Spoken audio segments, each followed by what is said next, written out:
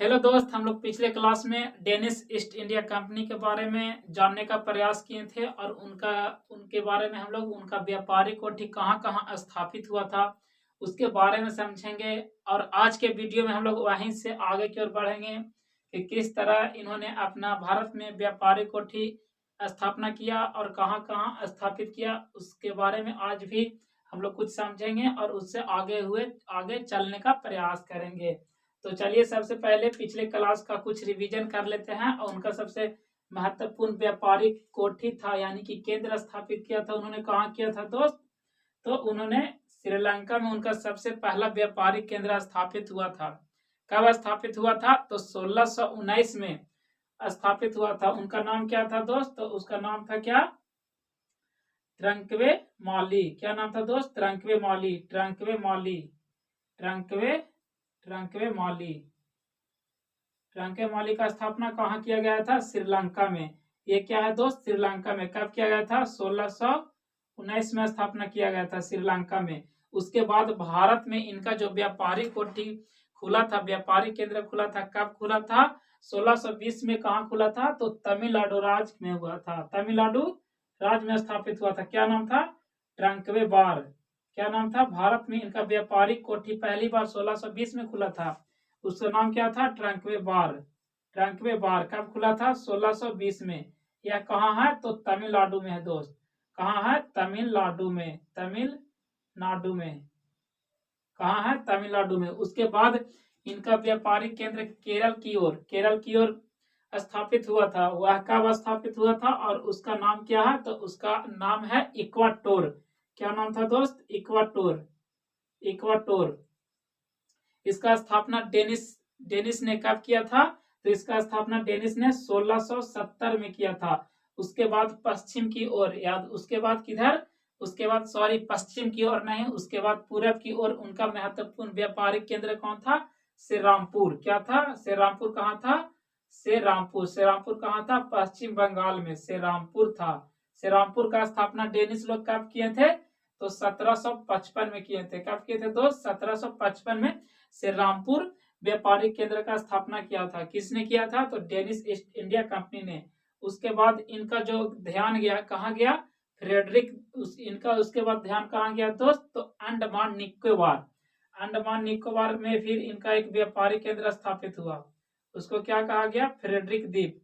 अंडमान अंडमान निकोबार। अंडमान निकोबार या फ्रेडरिक द्वीप या फ्रेडरिक द्वीप।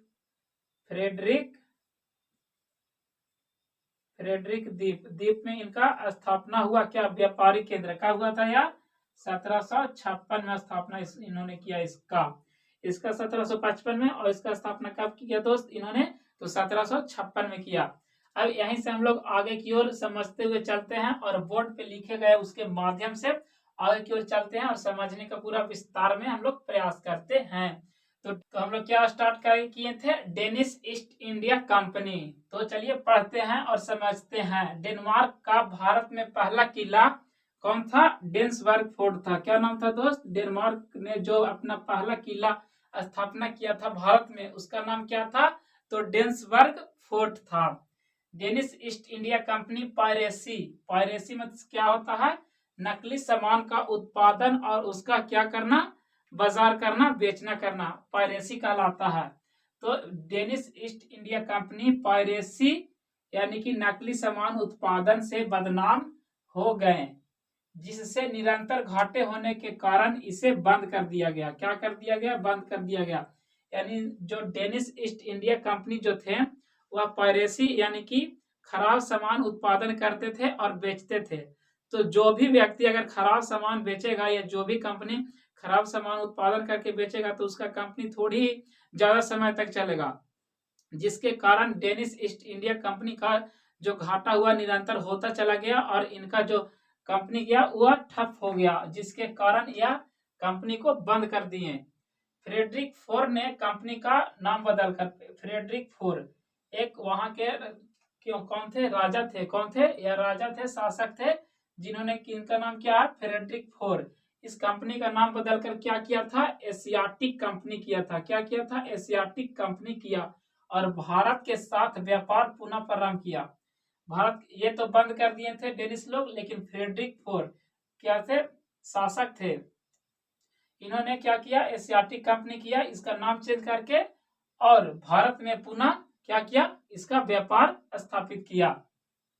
1670 में केरल में इक्वाटोर, कहाँ दोस्त, इस यहाँ केरल में कहा, तो यहाँ केरल में इक्वाटोर। और 1755 में बंगाल में श्रीरामपुर, 1755 में बंगाल में कहा, श्रीरामपुर। और 1756 में निकोबार द्वीप, कहा, निकोबार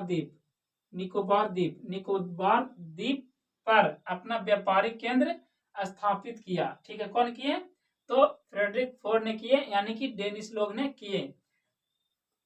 1801 से 1814 के बीच यूरोप में नेपोलियन के द्वारा किए गए निरंतर हमले, जो 1801 और 1814 के बीच जो यूरोप में क्या थे, नेपोलियन था, उन्होंने हमला कर दिया था, जिससे हमले से व्यापार काफी क्या हुआ, घाटा हुआ व्यापार में, जिसके कारण काफी घाटा हुआ। ठीक है, उसके बाद घाटा हुआ। उसके बाद 1814 में डेनमार्क से कौन हो गया अलग, नॉर्वे अलग हो गया। कौन अलग हो गया, नॉर्वे अलग हो गया। 1818 में विलियम कैरी के द्वारा श्रीरामपुर कॉलेज की स्थापना हुई। 1818 में विलियम कैरी के द्वारा, किनके द्वारा, तो विलियम कैरी के द्वारा श्रीरामपुर कॉलेज की स्थापना हुई।